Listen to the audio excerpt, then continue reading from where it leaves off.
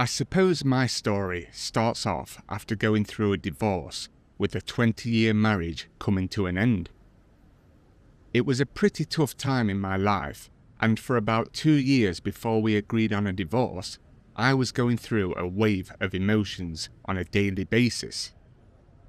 I saw the divorce coming a long time before it actually happened. I had a feeling that she was not happy with me anymore, and when I found out she had been seeing another man behind my back, well, that just confirmed my thoughts. I guess that is just life really.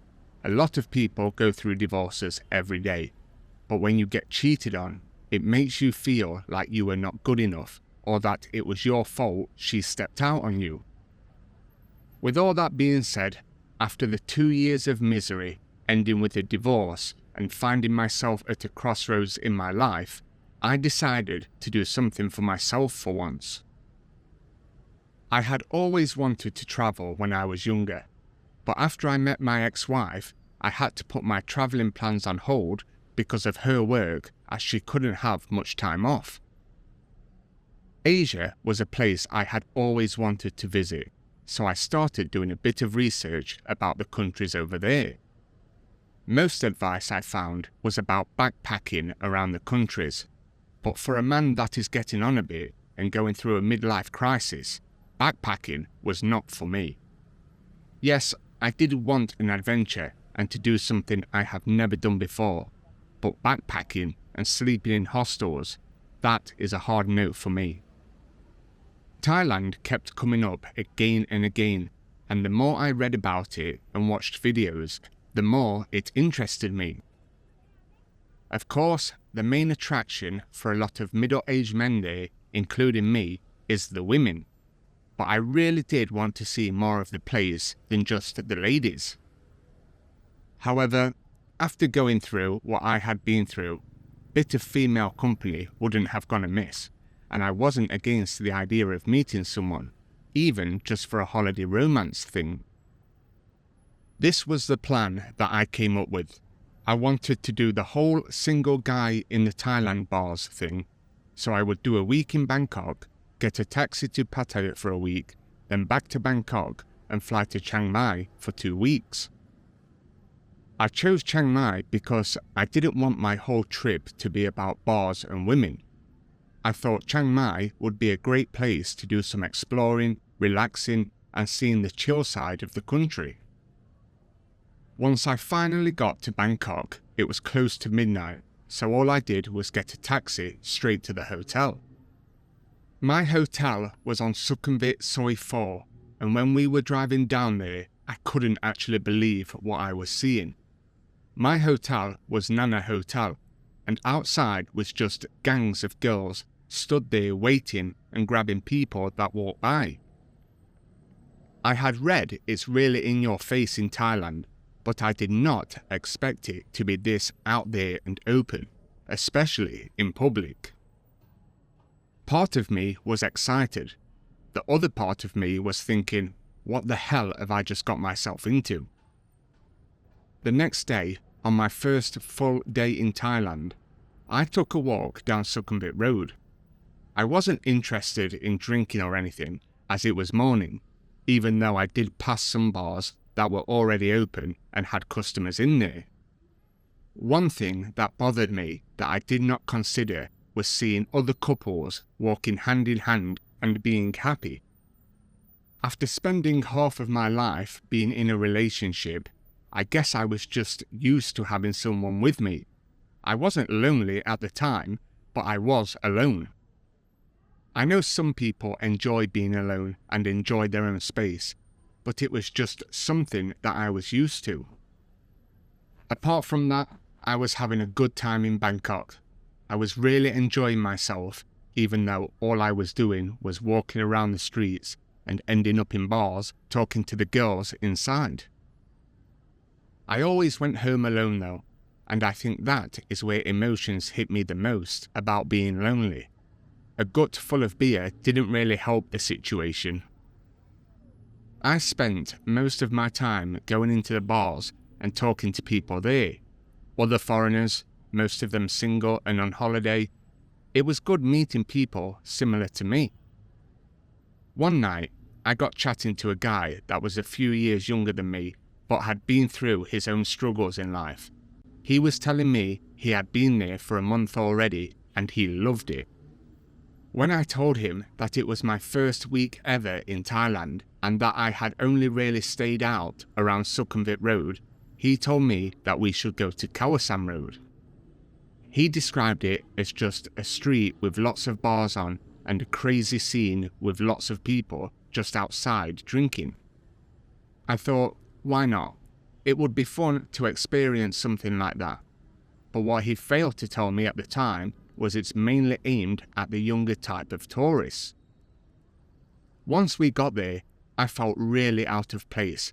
I was old enough to be most of the people's dad. Some of them, I was old enough to be their granddads. There were a few older people there, but the majority of them were younger, handsome tourists that was clearly there for the party and the crazy times. He took me to one bar where we got beers and sat outside, but it was hard to focus on having a conversation with him when there is music blasting out from 100 other bars in every direction. I must admit, drinking helped me feel a bit more comfortable there, and I felt less out of place with being older than most people there. As for the ladies on Khao San Road, it's full of them. Groups of beautiful girls everywhere you look, just enjoying themselves and having fun. Me and the guy I was with, we did have our eye on a group of girls on the next table that kept looking over and smiling. He was way more confident than me, and he was a bit younger, so he signalled for them to come over and they joined us at the table. There were about 5 of them, but when I saw her, she stood out more than the rest.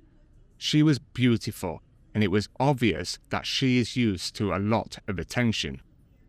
She was much younger than me and well out of my league, so I didn't even plan on talking to her, but she kept catching me looking at her, and then I turned away like I was some shy kid or something. However, one time she caught me looking at her, she broke the ice by starting a conversation with me. I was taken aback by her. She had a beautiful smile, very, very confident, and definitely a 10 out of 10 in my books. Surprisingly, she was nice to talk to. She was not one of these beautiful but very stuck-up type of girls. I think she actually enjoyed talking to me for some reason. She wasn't trying to get attention from other people around us, other people that were younger and a lot more handsome than me, I may add. They even joined us on a bar hop down Khao San Road, and in each bar we would carry on the conversation like it was nothing. The guy I was with eventually left with one of the girls that joined us, and the rest of her friends left as well, leaving just me and her alone in the bar. There was a street next to Khao San Road which was more quiet. It did have a few bars, but also restaurants and no music blasting out, so we went there to get some food, have a drink, and carry on talking. I did stop to think for a minute, and it did cross my mind that she may be up to no good. Like, why would she want to be with me when she could clearly get anyone she wanted? Though, I wasn't going to complain or overthink things. This is the most fun I'd had in years. Her name was Nam. She told me she was 25 years old and worked as a cashier in a bar, previously in Pattaya and now in Bangkok. I did joke with her and said, "You are absolutely beautiful. You can get anyone you want. Why are you sat here with me when I am twice your age and punching well above my weight?"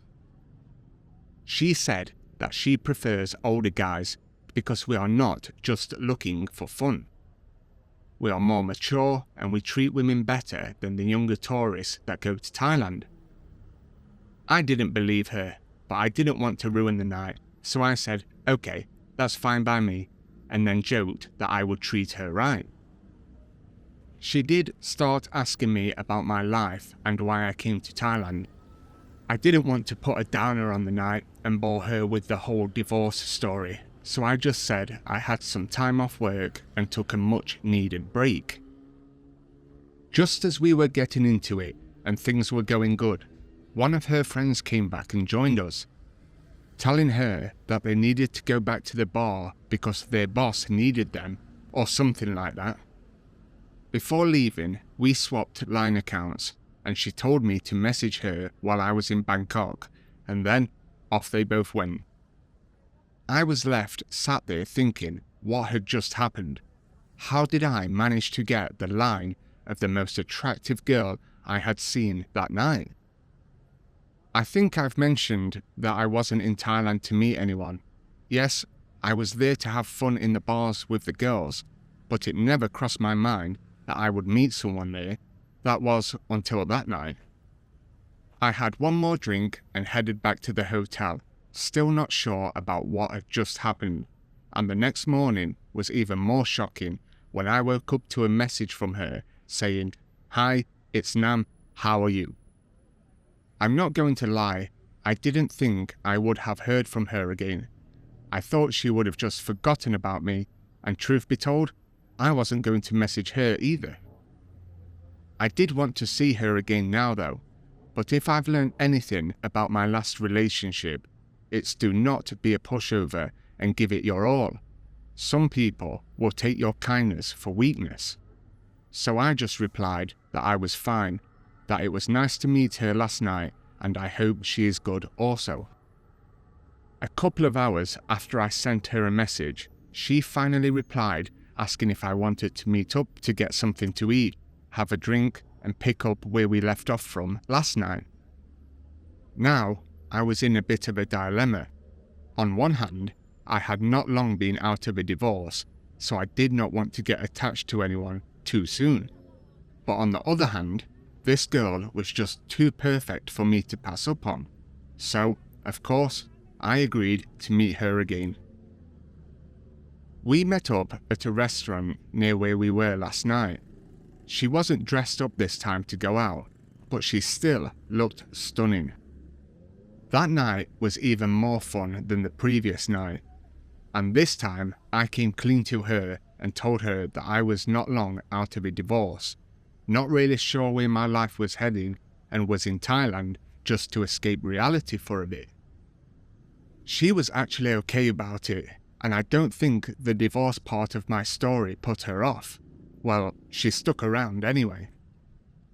Her life sounded a little bit more interesting than mine, although it sounded like she had been through some hardships as well, which led her to working as a cashier in Pattaya and Bangkok for a bit of extra money. After we finished dinner and had a couple of drinks, she told me that she had to go to work. I didn't want the night to end, so I asked her if I could come to the bar with her and just sit at the bar. She said she didn't really want me to go there with her because she did not want her friends to know that she had been on a date. But she said I could bar fine her so she did not have to go. So, that is exactly what I did. I gave her 700 baht, she transferred it to the bar, and just like that, we had the rest of the night together. We spent the whole night together, and the next morning at breakfast. I decided right there and then that I was going to skip Pattaya and Chiang Mai, stay in Bangkok, and spend the rest of my holiday there with her. This wasn't all just my idea. She had hinted at me staying with her as well. I think she was just waiting for me to say it. And since that morning, we practically spent every day together, and when she would go to work, she would come to my hotel once she finished. This went on for the next 2 weeks, going out for dinner together, markets, showing me around Bangkok, and all in all, having the time of my life with this beautiful girl right next to me. Once the 2 weeks were coming to an end, I could feel myself falling hard for her, and I thought she was falling for me too. I told her that I was having the time of my life and that I really did not want to leave Thailand. I wanted to stay with her and see what happens. She told me I should stay longer, that she would love to be with me as long as possible, before I had to leave Thailand. I did feel like we had a good connection and got along as well as we could have, but there were definitely some issues that I had pushed to the back of my mind.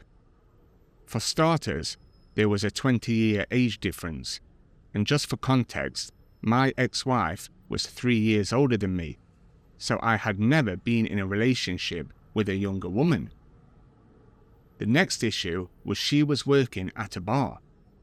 I did not exactly mind this because she was working as a cashier rather than talking to customers, but while I had been in Thailand, I learnt more about that type of scene, and it's not somewhere I'd like the person I was dating to be working.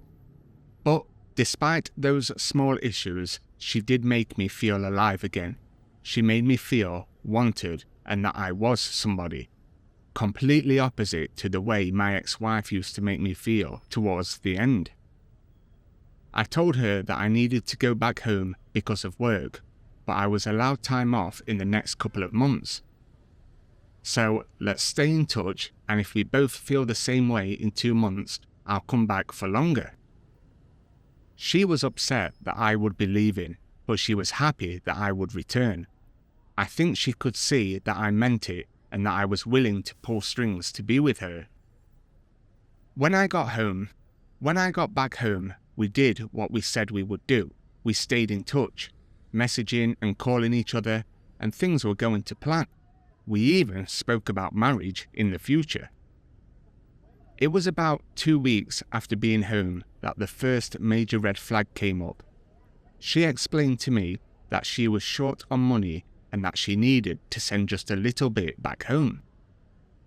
She only asked me for 2,000 baht, which obviously is not a lot of money in the West, so I sent it to her thinking I would be helping her out. But then, the week after, she asked me for another 2,000. The way she was asking me felt sincere. I could kind of see it in her face that she felt embarrassed in asking me, and she promised to pay me back when she could. I obviously told her not to worry about it, and I'll help out when I can.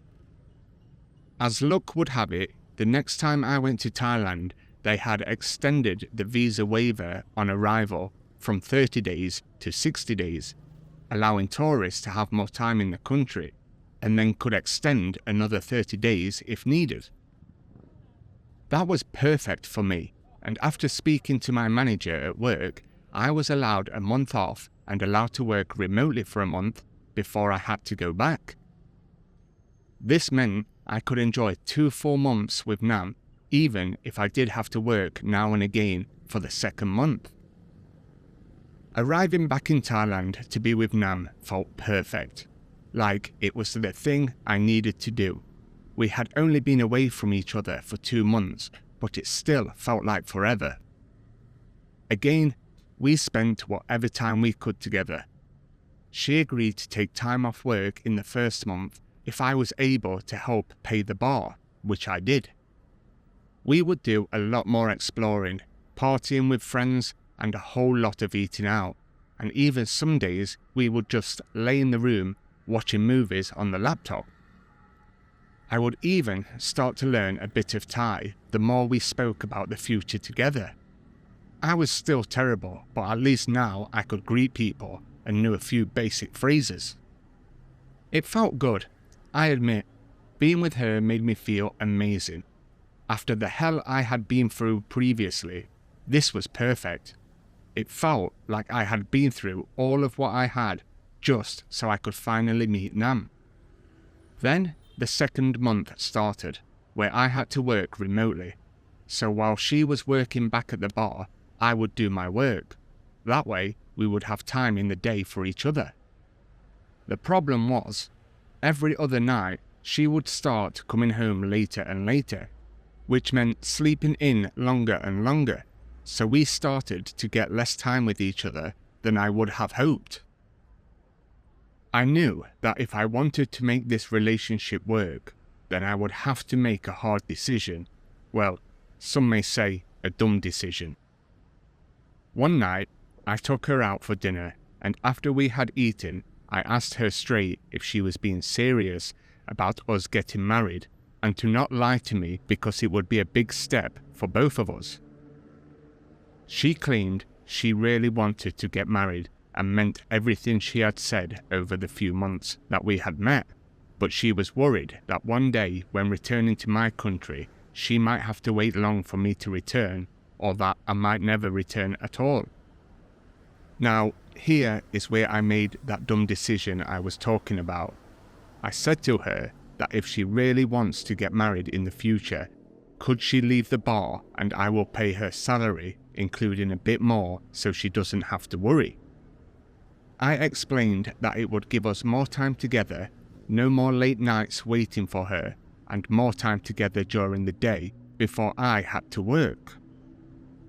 She was happy and really wanted to take me up on that offer.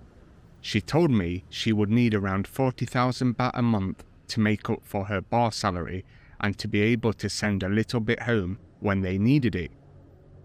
Also, she said she would try and save whatever she could and put it towards things for our future. At the time, this felt like the most reasonable thing to do. If she carried on working in the bar, then I don't think for 1 minute that our relationship could have lasted much longer due to us not being able to spend time together. I am not rich by any means, but I started to do what I promised and would give her money every day. It put a big strain on me financially, but I really wanted this to work out, so it's something I had to do. After a couple of weeks of doing this, she would actually go out while I worked and started looking for a normal job, applying to places and doing what she could to help. The problem was, she wasn't qualified, but she was applying for all these positions that only qualified people would get. It was obvious that she wouldn't get these jobs, but I didn't really want to burst her bubble. After 2 months, I wanted to stay longer, so I spoke to my work and luckily they allowed me to work remotely for the next 6 months if I chose to, but it came with a slight pay cut. The pay cut was a risk I was willing to take. Obviously, I could have done with the full salary, but time with Nam was more important, so I thought. With my remote work in place, I extended my visa for another 30 days, and we moved into a condo which I agreed to pay the rent for even when I left. She could see that money was becoming tight and kept suggesting that if I was struggling, then she could go back to the bar a few nights a week, but she wouldn't be working as a cashier, she would have to work as a bar girl. I told her straight that it wasn't going to happen and I didn't want her in the bar. I promised her we will be okay, we just have to watch what we spend. It wasn't long until another problem came up. She had to return home for a few days because her mum wasn't doing too good, health-wise, and there would be nobody to look after the kids in the house for 2 days. I was going to go with her, but I needed guaranteed fast internet so I could do my work, and because of that, I decided to stay home while she went there. The day after she got there, she video called me and asked if I could send her 15,000 baht so she could help her family out of it. I told her what she already knew, that money was tight and I wouldn't be able to send it. I told her I could send 5,000 if that helps, but couldn't really do much more than that. I saw the anger in her face when I said that. She started having a little fit, saying that I am the reason she stopped working. I am the reason she has no money. I couldn't really argue with that because it's true. I am the reason. Though I had been giving her money every day, and every time we went out or did things together, it was me paying for everything, so I knew she hadn't spent all the money I gave her. She could have used some of that to help out with the family. Being the sucker I am, I sent her 15,000, even though I really couldn't afford it, and I explained to her that things are going to be even more tight when she gets back home, and we can't keep spending money like it's monopoly money. She promised she wouldn't ask for extra anymore, and I thought that it had finally sunk in for her. Once she came back home, it wasn't even an hour of her getting back that money came up in the conversation, and she started complaining that I wasn't giving her enough and that we couldn't live the way we were. Now, I want to make it very clear that we weren't living like poor people. We were better off than most people, and I had a steady income each month. The problem was, we just had to start budgeting, and that is something she never really seemed to fully understand. She was asking too much from me. It got to the point where I was giving her around 2,000 or 3,000 baht per day, and then more on top of that when she suddenly needed money for something urgent. Every day it was something new.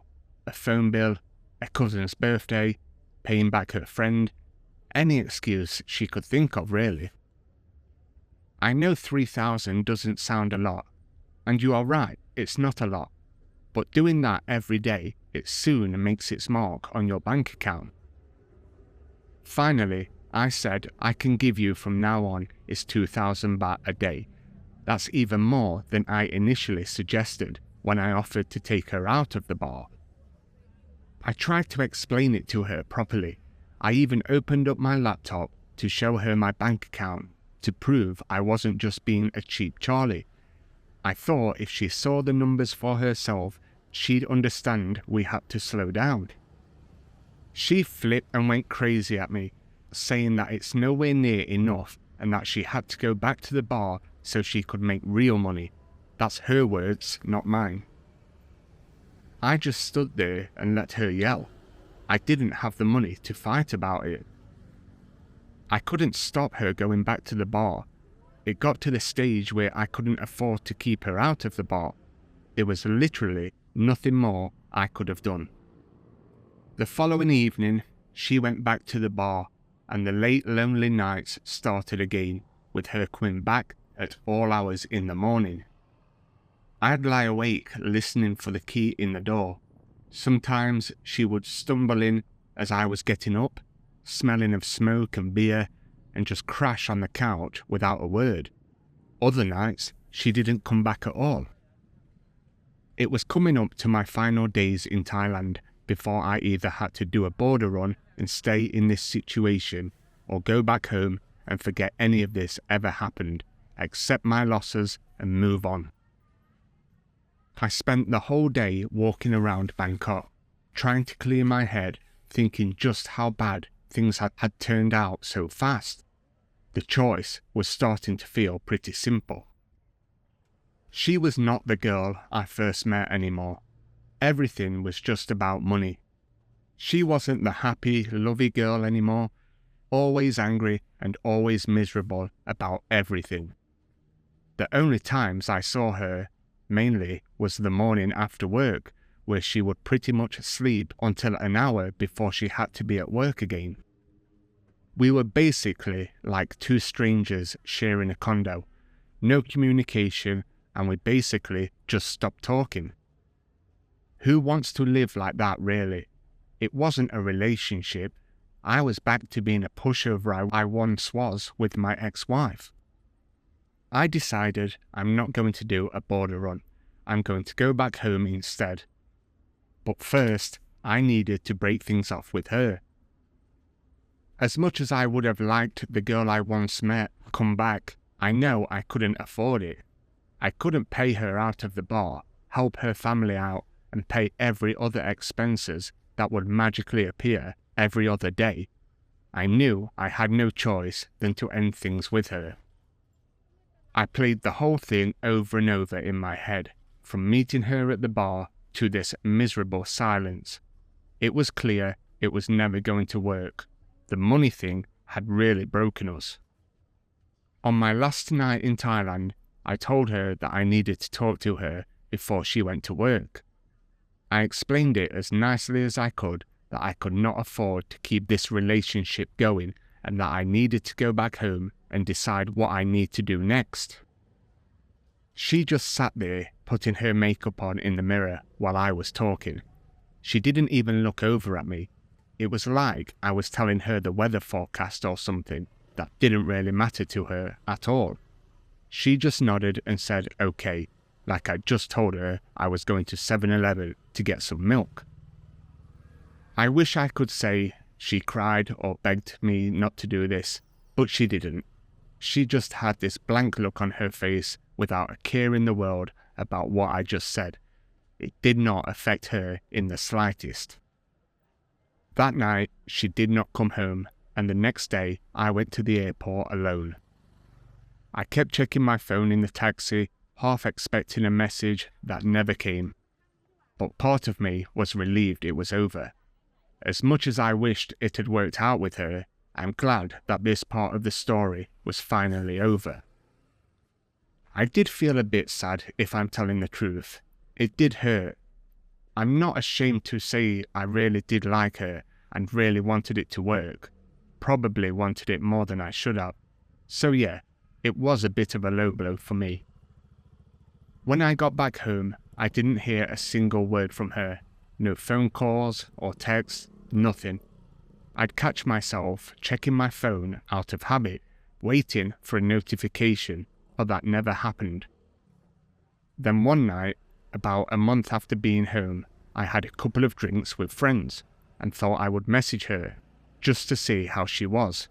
Stupid mistake, I know. I was a few beers deep then, and I was really feeling it. My phone was just sitting on the table, and before I could talk myself out of it, I'd already typed it out and sent it. I felt like an idiot the second I did it. I simply sent her a message saying, "Hi, how are you?" The next morning, I woke up to a reply from her that read, "I have a new boyfriend now that can support me and my family, but thank you for everything you did for me." And that, my friends, was the last I heard from Nam.